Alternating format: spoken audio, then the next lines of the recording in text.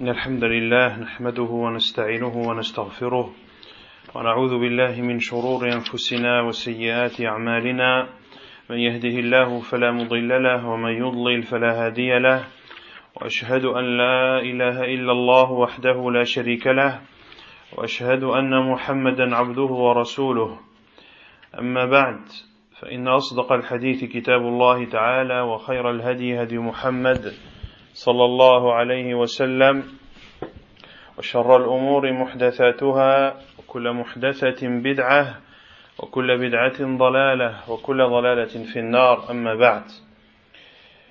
Ceci est le 11e cours sur la traduction du livre Al-Qawl al-Mufid fi Adilat al-Tawhid du Cheikh Mohammed ibn Abdul Wahhab al-Wisabi hafidhahullahu ta'ala. Durant le dernier cours, on a entamé la 4e partie du Tawhid, qui est le Tawhid du suivi et de la conformité au prophète sallallahu alayhi wa ala alihi wa sallam. Et Cheikh Mohammed ibn Abdul Wahhab, hafidhahullah, après avoir expliqué le sens de cette 4e partie du Tawhid, il a apporté les justifications de cette 4e branche du Tawhid par les paroles des savants, parmi Cheikh Muqbil ibn Hadi al-Wadi'i rahimahullah, Cheikh al-Albani, Cheikh Ibn Baz et d'autres. On s'est arrêté juste avant la parole de Cheikh Ibn Baz rahimahullah ta'ala sur le fait de diviser l'unicité en 4. قال حفظه الله وأجاب الشيخ عبد العزيز ابن عبد الله ابن باز رحمه الله تعالى عن سؤال يتعلق بأقسام التوحيد وأنواعه فقال. Puis il dit, hafidhahullah, et Cheikh Abdul Aziz ibn Abdullah ibn Baz, qu'Allah lui fasse miséricorde, a répondu à une question qui est en rapport avec les différentes parties du Tawhid. Il a répondu comme ceci.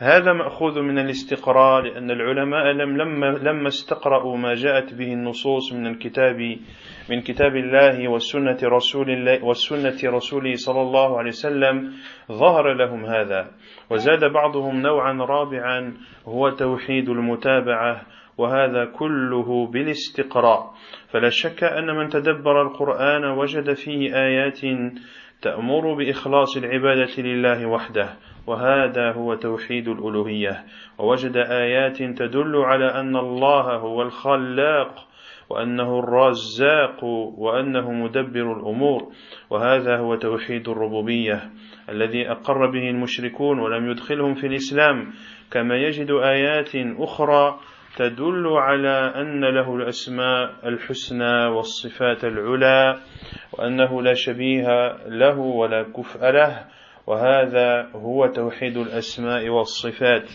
الذي أنكره المبتدعة من الجهمية والمعتزلة والمشبهة ومن سلك سبيلهم ويجد آيات تدل على وجوب اتباع الرسول صلى الله عليه وسلم ورفض ما خالف شرعه وهذا هو توحيد المتابعة فهذا التقسيم قد علم بالاستقراء وتتبع الآيات ودراسة السنة ومن ذلك ثم ذكر الآيات. Cheikh Ibn Baz rahimahullah ta'ala dit: la division du tawhid est prise par l'examen qu'ont fait les savants des textes rapportés dans le livre d'Allah et dans la sunna du prophète sallallahu alayhi wa sallam. Après avoir pris connaissance de tout ce qui est présent dans le livre d'Allah et dans la sunna du prophète sallallahu alayhi wa sallam et avoir examiné tous ces textes, eh bien, ils en ont déduit les différentes parties du tawhid que l'on a vu précédemment, qui est le tawhid de la seigneurie, le tawhid de l'adoration, le tawhid des noms et attributs d'Allah subhanahu wa ta'ala, et également, comme le dit Cheikh Ibn Baz, ils en ont déduit, ou certains ont ajouté une quatrième branche du tawhid qui est le tawhid du suivi. Et tout ceci découle de la minutie des savants et de leur examen, ou du fait qu'ils ont examiné le livre d'Allah et la sunna du prophète sallallahu alayhi wa sallam. Puis il dit, rahimahullah, il n'y a point de doute que celui qui médite le Coran verra qu'il y a dans le Coran des versets qui ordonnent de vouer à Allah subhanahu wa ta'ala une adoration exclusive, et c'est l'unicité de l'adoration. Il trouvera des versets qui prouvent qu'Allah subhanahu wa ta'ala est le seul créateur, le seul pourvoyeur et le gouverneur de toutes choses, et ceci est l'unicité de la seigneurie. Qu'ont admis et qu'ont accepté les polythéistes, mais ceci ne les a pas fait entrer en islam. De même qu'il trouvera d'autres versets qui prouvent qu'Allah subhanahu wa ta'ala a les noms les plus beaux et les attributs les plus immenses, et qu'il n'a point de semblable, point de ressemblant, et ceci est l'unicité des noms et attributs. Qu'ont renié des innovateurs comme Al-Jahmiyah, Al-Mu'tazilah, Al-Mushabbihah et ceux qui ont suivi leur voie. Il trouvera également des versets qui prouvent l'obligation de suivre le prophète sallallahu alayhi wa sallam et de rejeter tout ce qui contredit sa législation, et ceci est l'unicité du suivi. Ainsi, cette division du tawhid est connue de par l'étude et l'examen des savants, et de par le suivi des versets et l'apprentissage et l'étude de la sunna du prophète sallallahu alayhi wa sallam. ومن ذلك قول الله سبحانه وتعالى إياك نعبد وإياك نستعين وقوله عز وجل يا أيها الناس اعبدوا ربكم الذي خلقكم والذين من قبلكم لعلكم تتقون وقوله عز وجل وإلهكم إله واحد لا إله إلا هو الرحمن الرحيم وقوله سبحانه وتعالى شهد الله أنه لا إله إلا هو والملائكة وأولو العلم قائما بالقسط لا إله إلا هو العزيز الحكيم وقوله عز وجل وما خلقت الجن والإنس إلا ليعبدون ما أريد منهم من رزق وما أريد أن يطعمون إن الله هو الرزاق ذو القوة المتين وقوله عز وجل إن ربكم الله الذي خلق السماوات والأرض في 6 أيام ثم استوى على العرش يغشي الليل النهار يطلبه حثيثا والشمس والقمر والنجوم مسخرات بأمره ألا له الخلق والأمر تبارك الله رب العالمين وقوله سبحانه قل من يرزقكم من السماء والأرض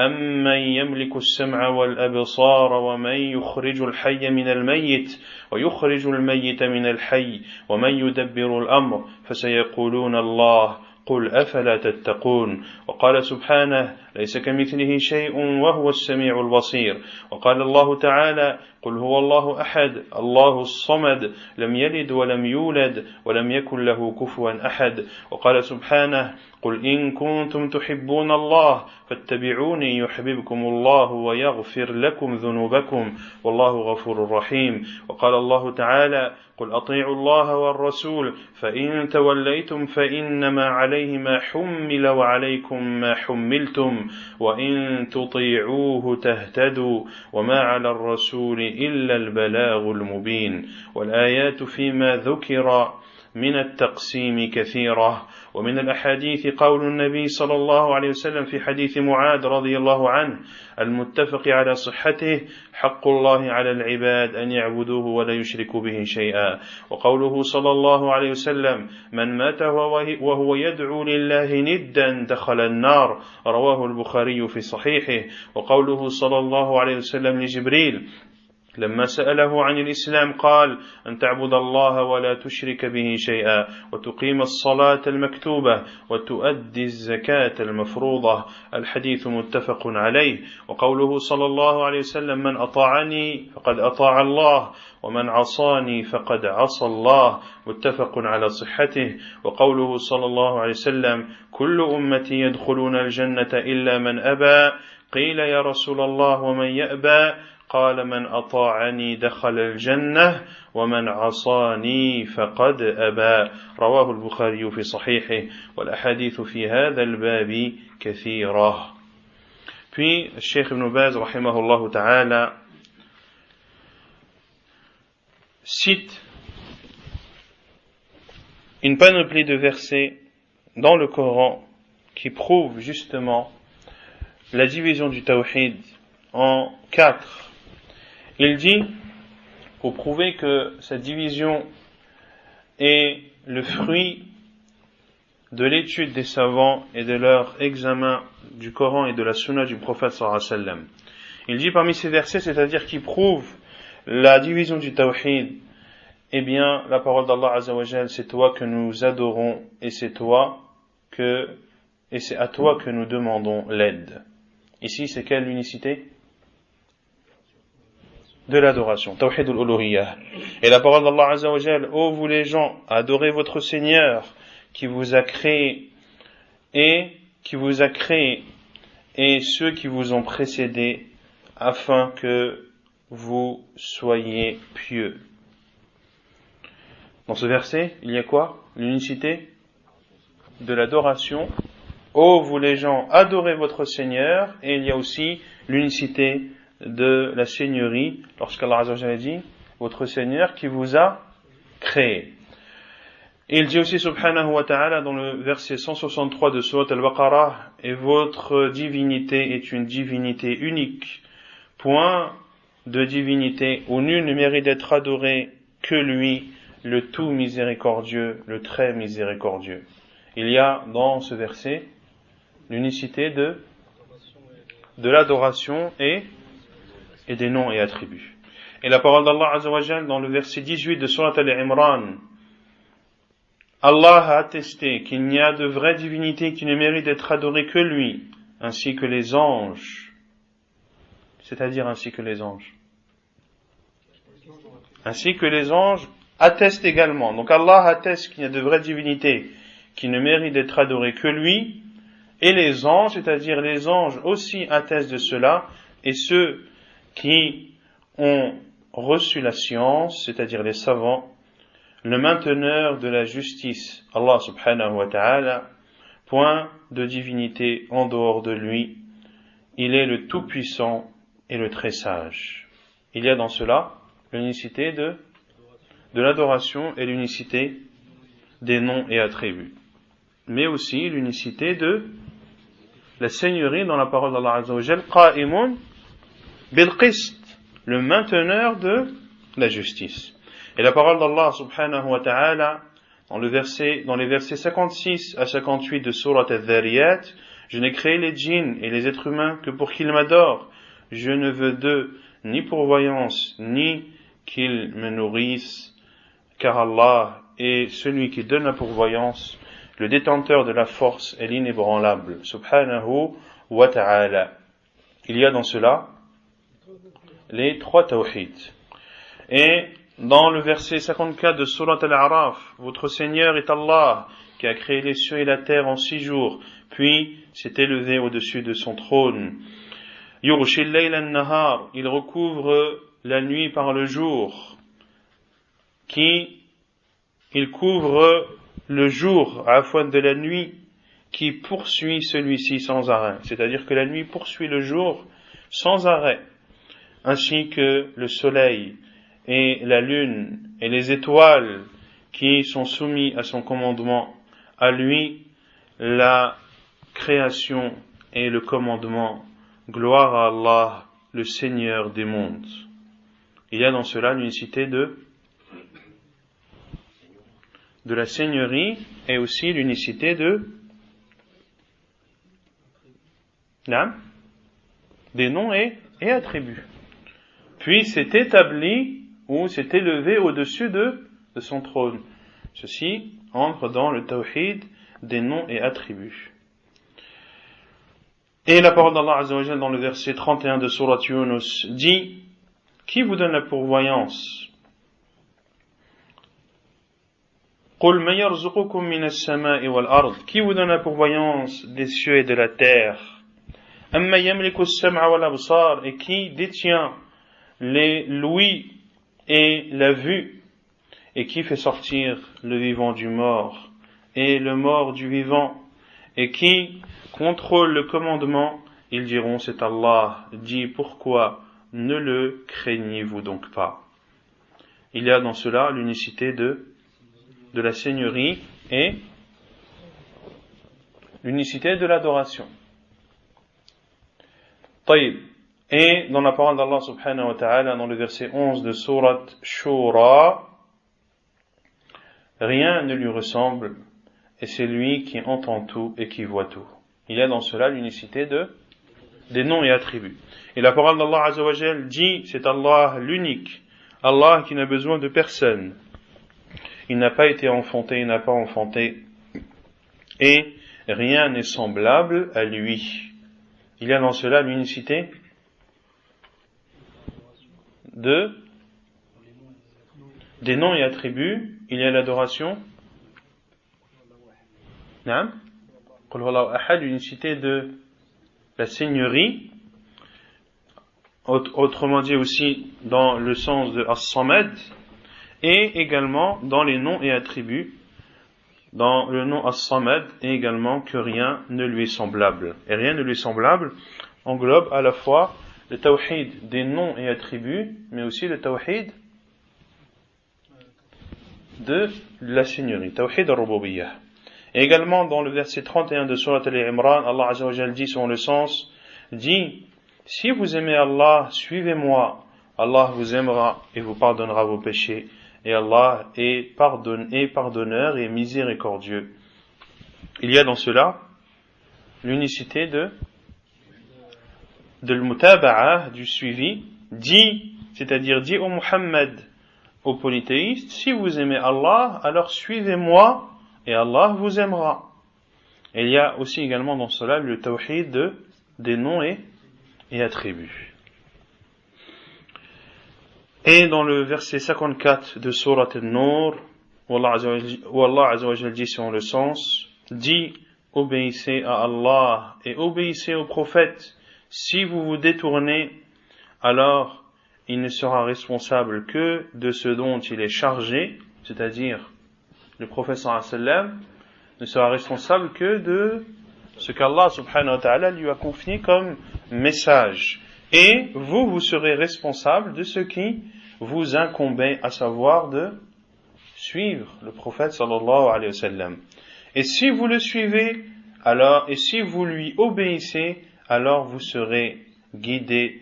Et le prophète, il n'est demandé au prophète que de transmettre d'une façon manifeste. Et les versets qui prouvent cette division du tawhid sont nombreux, comme le dit Cheikh Ibn Baz, rahimahullah. Après avoir cité les versets du Coran, il a cité ensuite, rahimahullah, les versets dans la sunna, les hadiths du prophète sallallahu alayhi wa sallam, qui prouvent également la division du tawhid en 4. Parmi les hadiths du prophète sallallahu alayhi wa sallam, la parole du prophète sallallahu alayhi wa sallam dans le hadith de Mu'ad radiyallahu anhu, authentique, dans lequel le prophète sallallahu alayhi wa sallam a dit: le droit d'Allah sur ses serviteurs est de l'adorer et de ne rien lui associer. Ceci est l'unicité de l'adoration. Et il dit aussi, sallallahu alayhi wa sallam, dans le hadith rapporté par Al-Bukhari, celui qui meurt en invoquant avec Allah une autre divinité entrera en enfer. Et la parole du prophète sallallahu alayhi wa sallam dans le hadith de Jibril, lorsqu'il l'a questionné sur l'islam, il a dit sallallahu alayhi wa sallam d'adorer Allah et de ne rien le lui associer, d'accomplir la prière obligatoire et de s'acquitter de la zakat obligatoire, hadith authentique. Et la parole du prophète sallallahu alayhi wa sallam, celui qui m'obéit a obéi à Allah, et celui qui me désobéit a désobéi à Allah. Et la parole du prophète sallallahu alayhi wa sallam, toute ma communauté entrera au paradis, sauf ceux qui refusent. Ils ont dit, ô envoyé d'Allah, mais qui refuserait d'entrer au paradis? Il a dit sallallahu alayhi wa sallam, celui qui m'obéit entrera au paradis, et celui qui me désobéit aura refusé. Rawahu al-Bukhari fi sahihih. Et les hadiths à ce sujet sont également nombreux. ثم قال أي الشيخ ابن باز قال الشيخ الإسلام ابن تيمية رحمه الله الإله هو المعبود المطاع فإن الإله هو المألوه والمألوه هو الذي يستحق أن يعبد وكونه يستحق أن يعبد هو بما اتصف به من الصفات التي تستلزم أن يكون هو المحبوب غاية الحب والمخضوع له غاية الخضوع وقال فإن الإله هو المحبوب المعبود الذي تألهه القلوب بحبها وتخضع له وتذل له وتخافه وترجوه وتنيب إليه في شدائدها وتدعوه في مهماتها وتتوكل عليه في مصالحها وتلجأ إليه وتطمئن بذكره وتسكن إلى حبه وليس ذلك إلا لله وحده ولهذا كانت لا إله إلا الله أصدق الكلام وكان أهلها أهل الله وحزبه والمنكرون لها أعداؤه وأهل غضبه ونقمته فإذا صح بها كل مسألة وحال وذوق وإذا لم يصححها العبد فالفساد لازم له في علومه وأعماله. فتح المجيد شرح كتاب التوحيد باب فضل التوحيد. ونسأل الله أن يوفق المسلمين جميعا من حكام ومحكومين للفقه في دينه والثبات عليه والنصح لله ولعباده والحذر مما يخالف ذلك إنه ولي ذلك والقادر عليه وصلى الله على نبينا محمد وآله وصحبه أجمعين. Puis il dit, rahimahullah, et Cheikh l'Islam, rahimahullah, a dit, la divinité c'est celui qui est adoré et celui à qui on obéit. Ainsi, al-ilah, le Dieu, est celui qui est ma'louh, et al-ma'louh est celui qui mérite d'être adoré.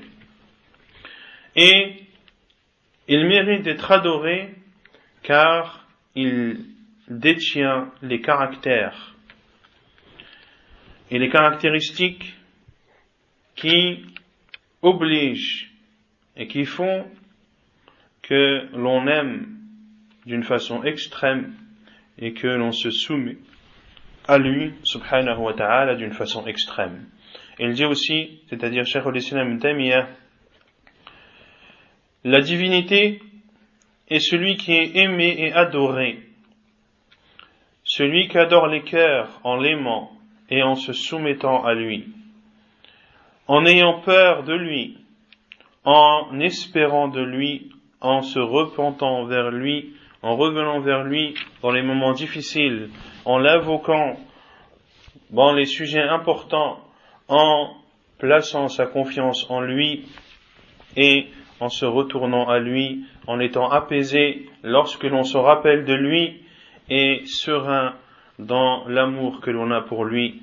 وَلَيْسَ ذَلِكَ إِلَّا لِلَّهِ وَحْدَهُ. Et ceci ne peut être voué qu'à Allah subhanahu wa ta'ala seul. Ainsi, la ilaha illallah est la parole la plus véridique. Et ainsi, les gens de la ilaha illallah sont les gens d'Allah et de son parti. Et ceux qui contredisent la ilaha illallah sont les ennemis d'Allah. Et ceux envers qui Allah Azza wa Jal est énervé et ceux qui méritent de subir son châtiment. Ainsi, lorsque la parole la ilaha illallah est vraie et que la personne la considère vraie, alors toutes ces situations et toutes ces affaires seront valides, mais si le serviteur ne considère pas cette parole comme étant vraie, alors toute chose parmi ce qu'il a appris et œuvré est nulle. Et c'est une parole rapportée dans Fath al-Majid, l'explication de Sharh Kitab al-Tawhid de l'imam Muhammad ibn Abdul Wahhab rahimahullahu ta'ala. Et Cheikh Ibn Baz termine sa fatwa en disant: et nous demandons à Allah de guider les musulmans, que ce soit les gouverneurs ou les gouvernés, dans la compréhension de sa religion et en étant raffermis dans cette religion, et de prendre garde à ne pas commettre ce qui pourrait contredire la religion. Et Allah subhanahu wa ta'ala est le seul qui peut exaucer cette invocation, et que la prière et le salut soient sur Muhammad sallallahu alayhi wa sallam ainsi que sa famille et l'ensemble de ses compagnons. ثم قال الشيخ محمد بن عبد الوهاب الوصابي حفظه الله وقال أيضا عن أقسام التوحيد وبما ذكرنا من كتاب الله جل عز وجل ومن كلام رسوله محمد عليه أفضل الصلاة وأزكى التسليم ومن واقع العالم يتضح أن التوحيد أقسام وقد عرف ذلك أهل العلم بالاستقراء لكتاب الله وسنة رسوله صلى الله عليه وسلم، فهو أقسام ثلاثة: توحيد الربوبية وهو الإيمان بأن الله عز وجل واحد في أفعاله وخلقه وتدبيره لعباده، وأنه المتصرف في عباده كما شاء سبحانه وتعالى بعلمه وقدرته جل وعلا. والثاني توحيد الأسماء والصفات، وأنه سبحانه وتعالى موصوف بالأسماء الحسنى والصفات العلى، وأنه كامل في ذاته وأسمائه وصفاته وأفعاله جل وعلا، وأنه لا شبيه له ولا نظير له ولا ند له عز وجل. والثالث توحيد العبادة، وأنه يستحق سبحانه وتعالى أن يعبد وحده لا شريك له دون ما سواه جل وعلا. وإن شئت قلت توحيد الله سبحانه وتعالى إلى آخر الكلام. Et Cheikh Muhammad ibn Abdul Wahhab cite une autre parole de Cheikh Ibn Baz rahimahullah lorsqu'il dit: et de tout ce que nous avons cité du livre d'Allah et de la sunna du prophète sallallahu alayhi wa sallam, eh bien cela prouve que le tawhid se divise et que les savants ont compris cela de par leur étude du livre d'Allah et de la sunna du prophète sallallahu alayhi wa sallam. Puis il dit dans cette parole, Cheikh Ibn Baz, que le tawhid se divise en trois: qu'il y a le tawhid de la seigneurie, qui est la croyance en Allah Azza wa Jal, qui est le seul dans ses actes, dans sa création, dans sa gouvernance et dans son contrôle de ses serviteurs, et qu'Allah subhanahu wa ta'ala fait de ses serviteurs ce qu'il veut, comme il le veut, et ceci par sa science et par sa puissance subhanahu wa ta'ala. Et le deuxième type de tawhid, qui est le tawhid des noms et attributs, qu'Allah subhanahu wa ta'ala a les noms les plus beaux, les attributs les plus parfaits, et qu'il est parfait dans son essence, subhanahu wa ta'ala, parfait dans ses noms, dans ses attributs et dans ses actes, subhanahu wa ta'ala, et rien ne lui ressemble, rien n'est semblable à lui, et rien n'est comparable à lui, subhanahu wa ta'ala. Et la troisième partie du tawhid, qui est le tawhid de l'adoration, qu'Allah subhanahu wa ta'ala est le seul qui mérite d'être adoré seul, sans ne rien lui associer qui que ce soit, ou quoi que ce soit. Puis il dit, rahimahullah, et si tu veux, tu peux dire. C'est-à-dire, tout d'abord, Cheikh Muhammad ibn Abdul Wahhab a cité la parole de Cheikh Ibn Baz, dans laquelle il prouve que le tawhid peut se diviser en quatre. Puis, il apporte la parole de Cheikh Ibn Baz, dans laquelle il divise le tawhid en trois. Et ici, il va apporter une autre parole de Cheikh Ibn Baz, dans laquelle il dit que le tawhid peut être une seule et même partie.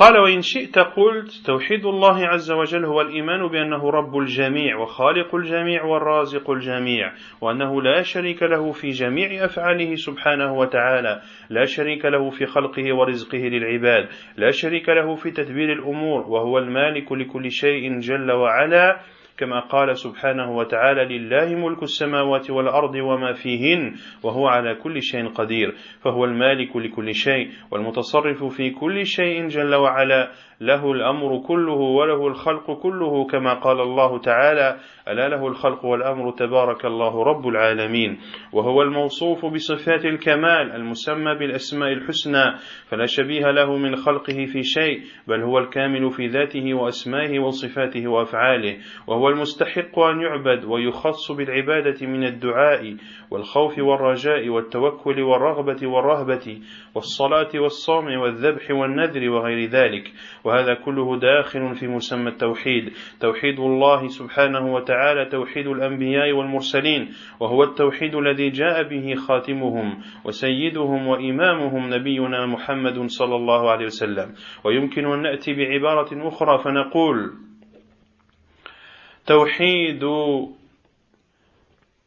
توحيد الله الذي جاءت به الرسل جميعهم ينقسم إلى قسمين توحيد المعرفة والإثبات فمعناه الإيمان بأسماء الله وصفاته وذاته جل وعلا وخلقه للعباد ورزقه لهم وتدبيره لشؤونهم سبحانه وتعالى. Puis il dit rahimahullah, et si tu veux tu peux dire que l'unicité d'Allah c'est d'avoir la croyance qu'Allah subhanahu wa ta'ala est le Seigneur de toutes choses, le Créateur de toutes choses, le pourvoyeur de toutes choses, et qu'il n'a pas d'égo dans tous ses actes, subhanahu wa ta'ala. Il n'a pas d'égal, il n'a pas d'associé dans sa création. Il n'a pas d'associé dans la pourvoyance de ses serviteurs. Il n'a point d'associé dans son contrôle de l'univers. Il n'a pas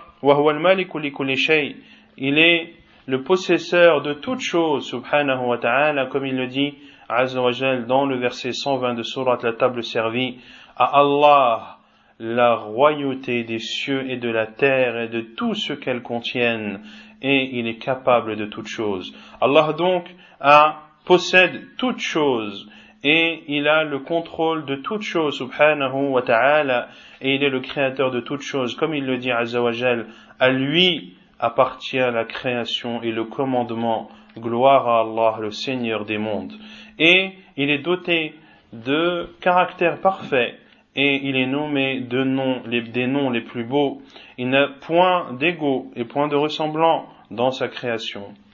Il est parfait dans son essence, dans ses noms et attributs et actes, et il mérite d'être adoré seul, subhanahu wa ta'ala, et l'on doit l'adorer seul dans les invocations, dans la peur, dans l'espérance, dans la confiance, dans l'aspiration, dans la frayeur, dans la prière, dans le jeûne, dans le sacrifice, dans le vœu, et toutes les autres adorations. Et tout ceci entre dans le terme at-tawhid, c'est-à-dire l'unicité d'Allah, l'unicité des prophètes et envoyés. Et c'est ce tawhid qu'ont apporté, ou avec quoi sont venus les prophètes et envoyés. Et c'est également ce tawhid qu'a apporté le prophète sallallahu alayhi wa sallam, le sceau des prophètes, le maître et l'imam des prophètes, Muhammad sallallahu alayhi wa wa sallam. Donc ici, il est autorisé également de dire que le tawhid est une seule et même chose, qui englobe tout ce que le cheikh vient de citer.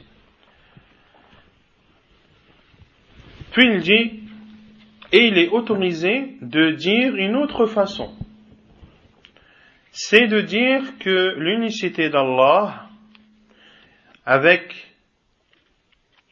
qui est venu ou qu'ont apporté les prophètes se divise en deux. Il y a l'unicité de la connaissance et de l'attestation et il signifie de croire en Allah, en ses noms, en ses attributs, en son essence, en sa création au fait qu'il ait créé les serviteurs et qu'il leur donne la pourvoyance et qu'il a le contrôle de toutes choses. قال هذا هو التوحيد في المعرفة والإثبات أن تؤمن وتصدق بأن الله سبحانه وتعالى واحد في ربوبيته وواحد في أسمائه وصفاته وتدبيره لعباده وهو الخالق لهم والرازق لهم الموصوف بصفات الكمال المنزه عن النقص والعيب لا شريك له في ذلك ولا شبيه له ولا ند له جل وعلا. والقسم الثاني توحيد القصد والطلب وهو إفراد الله سبحانه وتعالى في قصدك وطلبك وصلاتك وصومك وسائر عباداتك لا تقصد بها إلا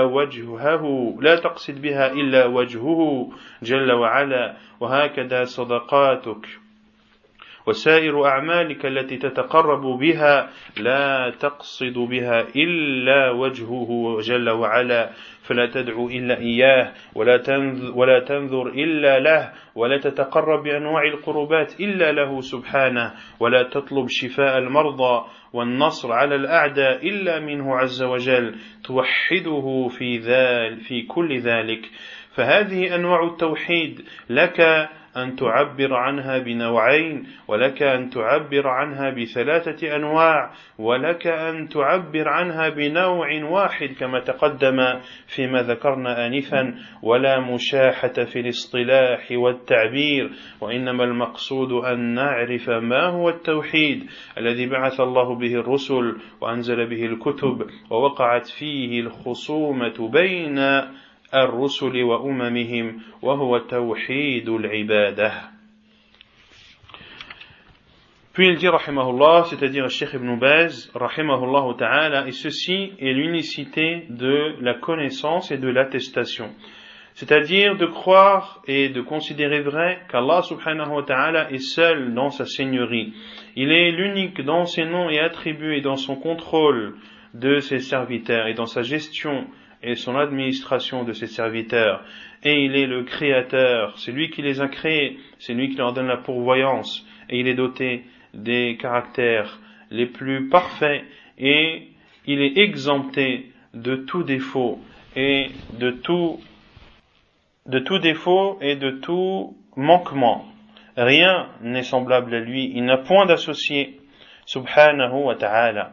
Et la deuxième partie, qui est l'unicité de al-qasd wa talab, l'unicité dans la demande et dans l'intention, c'est-à-dire de considérer Allah Azza wa Jal l'unique, qu'Allah Azza wa Jal est le seul et l'unique dans ton intention et dans ta demande, dans ta prière, dans ton jeûne et dans l'ensemble de tes adorations.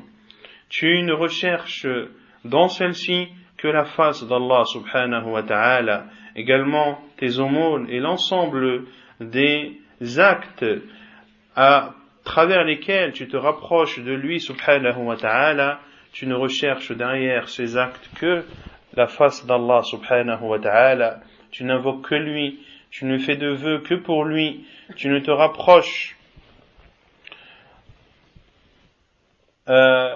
à travers les adorations qu'à lui subhanahu, ou que de lui subhanahu wa ta'ala, tu ne demandes la guérison que de lui, tu ne demandes la victoire sur l'ennemi que de lui subhanahu wa ta'ala, tu l'unifies dans toutes ces choses.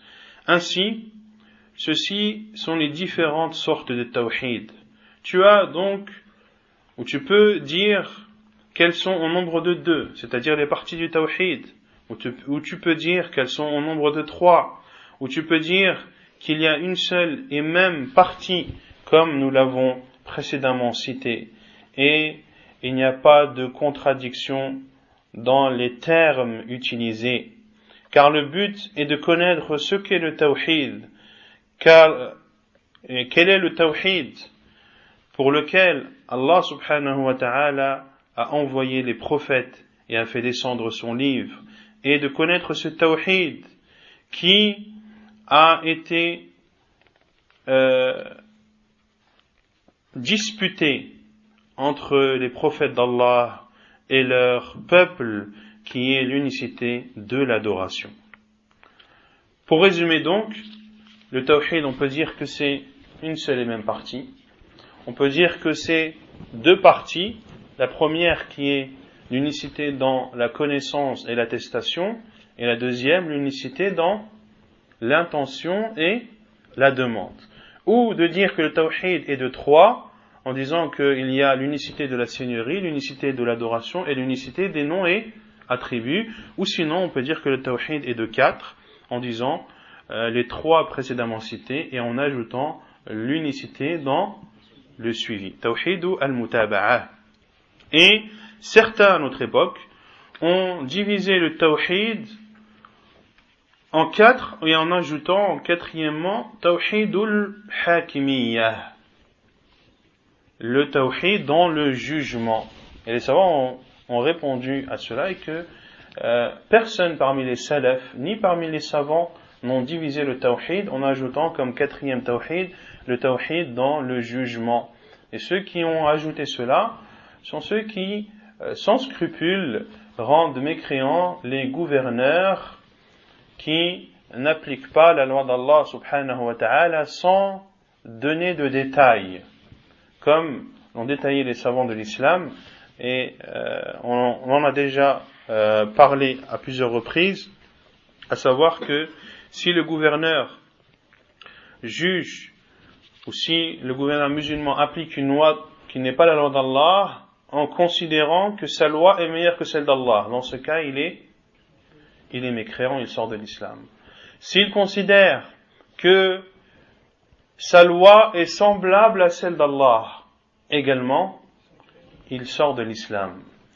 Si par contre, il n'applique pas la loi d'Allah, en considérant qu'il est fautif, et qu'effectivement, c'est la loi d'Allah subhanahu wa ta'ala qui est la meilleure, la plus complète et la plus parfaite, mais à cause de son entourage, mais à cause de sa foi qui est basse, etc., eh bien, il applique une loi qui n'est pas la loi d'Allah. Ici, nous disons qu'il a commis un grand péché, qu'il est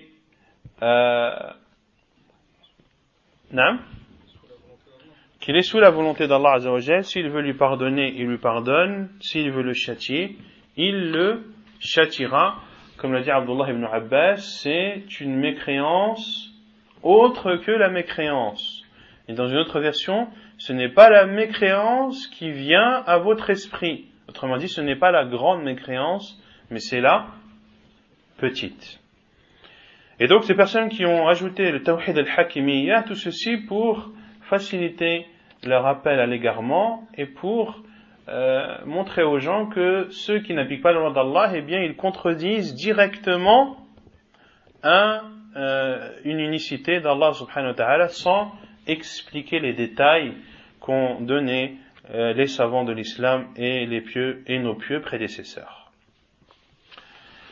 ثم قال المؤلف حفظه الله القرآن كله توحيد. Puis Cheikh Mohammed ibn Abdel Wahhab al-Wasabi حفظه الله dit le Coran est entièrement du tawhid. Puis il cite la parole de l'imam Ibn al-Qayyim rahimahullah ta'ala.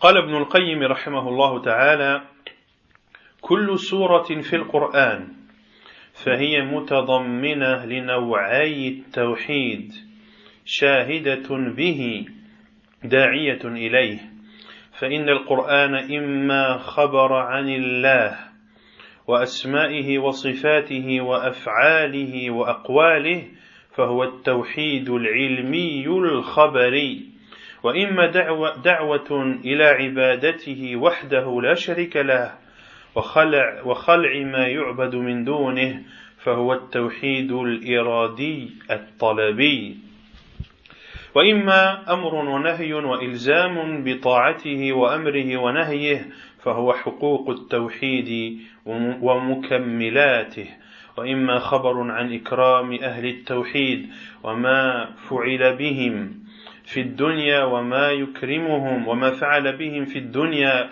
وما يكرمهم به في الآخرة فهو جزاء توحيده وإما خبر عن أهل الشرك وما فعل بهم في الدنيا من النكال وما يحل بهم من العقبى من العذاب فهو جزاء من خرج عن حكم التوحيد. فالقرآن كله في التوحيد وحقوقه وجزائه وفي شأن الشرك وأهله وجزائهم كما في فتح المجيد وهو منقول من مدارج السالكين. L'imam Ibn al-Qayyim rahimahullah dit: toute sourate du Coran, dans le Coran, parle des deux types de tawhid et est une preuve de celle-ci ou de ceci et appelle à ceci, c'est-à-dire aux deux types de tawhid. Ici, l'imam Ibn al-Qayyim a divisé le tawhid en combien? En deux. Le premier, qui est le tawhid de la connaissance et de l'attestation, et le second, qui est le tawhid dans l'intention et dans la demande. Il dit, le Coran est soit une information sur Allah, ou sur ses noms et attributs, ses actes et ses paroles. C'est donc qui est le tawhid de la connaissance et de l'attestation. Ou alors, le Coran appelle à l'adoration d'Allah seul sans ne rien lui associer et de s'écarter et de s'abstenir de tout ce qui est adoré en dehors de lui, et ceci est l'unicité de l'intention et de la demande. Ou bien alors le Coran est un ordre ou une interdiction وإلزام بطاعته وأمره ونهيه et d'ordonner l'obéissance d'Allah subhanahu wa ta'ala et de ne pas lui désobéir. Et ceci fait partie des droits du tawhid et de ce qui le complète. Car si tu adores Allah subhanahu wa ta'ala et si tu l'unifies, eh bien il y a des conséquences. Et on a vu les conséquences du tawhid. Parmi les conséquences du tawhid, c'est que tu dois,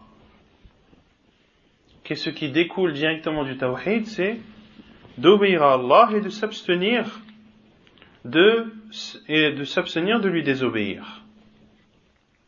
Ou bien alors, le Coran parle de la clémence et de la générosité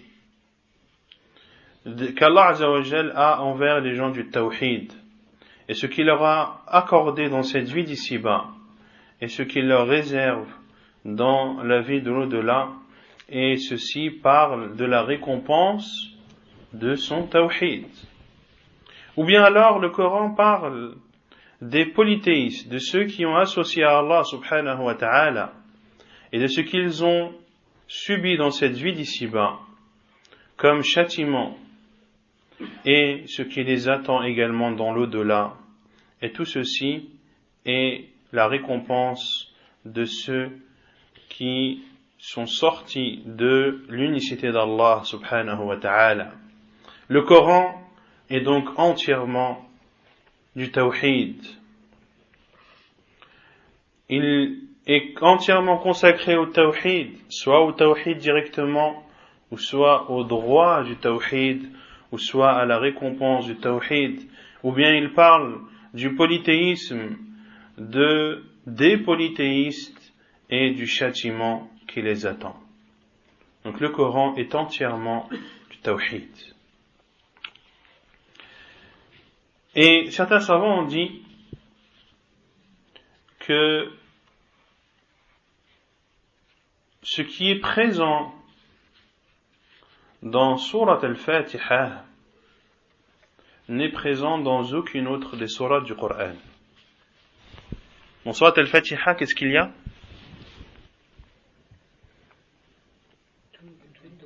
Il y a les 4 tawhid. Tawhid al-rububiyyah, tawhid al-uluhiyyah, tawhid al-asma wa sifat et tawhid al-mutaba'a. Et le Cheikh Hamad al-Ansari, rahimahullah, lorsqu'il explique Surat al-Fatiha, dit: tu ne trouveras pas une autre sourate dans le Coran qui contient tout ce que contient al-Fatiha. Même al-Baqarah, tu ne trouveras pas dans cette sourate ce qui est contenu dans Surat al-Fatiha. Pour cela que Surat al-Fatiha est la sourate la plus importante du Coran. Comme Ayat al-Kursi est le verset le plus important du Coran, Surat al-Fatiha est la sourate la plus importante du Coran, et c'est pour cela qu'Allah subhanahu wa ta'ala nous demande de la lire dans chaque rak'at de notre prière, et que celui qui ne lit pas al-Fatiha dans une rak'at ou dans une unité parmi les unités de la prière, eh bien sa prière est invalide.